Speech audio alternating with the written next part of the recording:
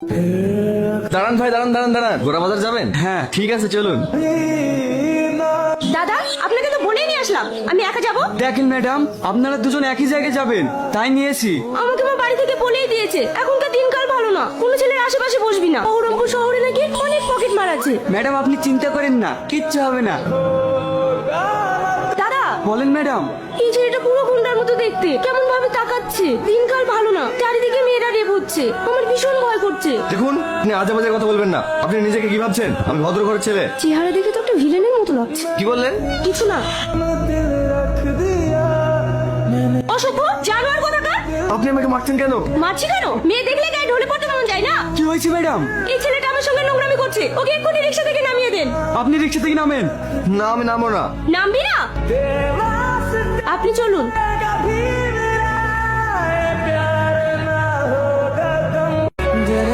কি ব্যাপার, তুমি এখানে? প্রশ্নটা তো আমারও, তুমি আমার পেছন পেছন চলে এসেছো। আমি কেন তোমার পিছন পিছন আসতে যাবো? এই ঘর তো আমি ভাড়া নিয়েছি। আন্টি আন্টি, এসব কি হচ্ছে? এই ঘর তো আমি ভাড়া করেছি। এ আসলে কোথা থেকে? এই মেয়েটা ঘর ভাড়ার জন্য এসেছে। আমি ওকে বললাম এখানে কোনো ঘর ফাঁকা নেই, যেটা ছিল সেটা তোমাকে দিয়ে দিয়েছি। তবু একটা রাত থাকার জন্য কান্নাকাটি করছিল, তাই ওকে থাকতে বলেছি। আমি আমার রুমে কোনো মেয়ে থাকতে দেবো না। ওকে এখান থেকে চলে যেতে বলেন। তাহলে আমার আর কিছু করার নেই, তুমি এখান থেকে চলে যাও। ওকে এইভাবে চলে যেতে দিতে হবে। আমাকে চলো না। দেখুন আন্টি, আমি ওকে এখানে থাকতে দিতে পারি, কিন্তু আমার একটা শর্ত আছে।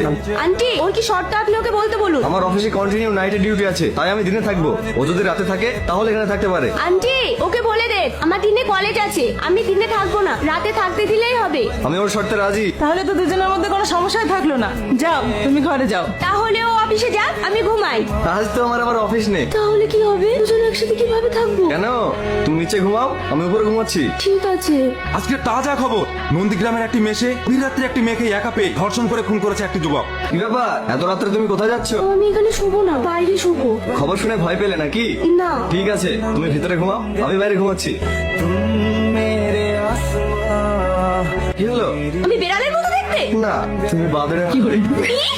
আন্টি, আরে আরে আরে, তোমরা ঝামেলা করছো কেন? বেশিটা লিখেছে আমি নাকি বেড়ালের মতো দেখতে। আমি বলতে গেলাম, এবার বলছে আমি নাকি হনুমানের মতো দেখতে। তাহলে কি বলবো বলেন? দেখো, তোমরা কিন্তু প্রত্যেকদিনই ঝামেলা করছো। এভাবে চলতে থাকলে কিন্তু আমি দুজনকে ঘর থেকে বের করে দেবো। বিড়াল। আজকাল বাদররাও যে হাসে, এই প্রথম দেখলাম। আমার গার্লফ্রেন্ড চিঠি পাঠিয়েছে, সেটা পরে আমি হাসছি বলে অন্যজনের খুব হিংসে হচ্ছে। হিংসা হবে নাই বা কেন? আপনাদের সঙ্গে তার কেউ প্রেম করে না, তাই জ্বলছে আর লুচির মতো ফুলছে। কি করছো জান? তোমায় ভীষণ মিস করছি। আজ 2 বছর হয়ে গেল, এখনো পর্যন্ত দুজন দুজনকে দেখিনি। বলো না, কাল দেখা করি। আমার জান কত ভালো। বাবা, আজকাল গাধারাও প্রেম করছে নাকি? আমার গার্লফ্রেন্ড কিন্তু বিড়ালের মতো দেখতে না, বিশ্ব সুন্দরী।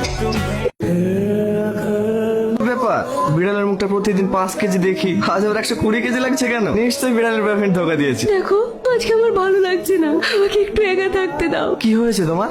বলো না। বললাম না তুমি এখান থেকে যাও, আমার কিছু ভালো লাগছে না। তোমার কি বয়ফ্রেন্ডের সঙ্গে ঝগড়া হয়েছে? না। তাহলে কান্না করছো কেন? আমার আব্বা আমার বিয়ে ঠিক করে ফেলেছে, কিন্তু আমি ওকে ছাড়া বাঁচবো না। এখন আমি কি করবো কিছু ভেবে পাচ্ছি না। মন খারাপ করো না, তোমার ভাগ্য আর আমার ভাগ্য একই গো। চলো, রোজ তো আমরা ঝগড়া করি, আজকে একটু বাইরে থেকে ঘুরে আসি। না, আমি যাবো না। আরে চলো না, আজ নয় ঝগড়া বাদ দিয়ে দুজন দুজনের সুখ দুঃখ।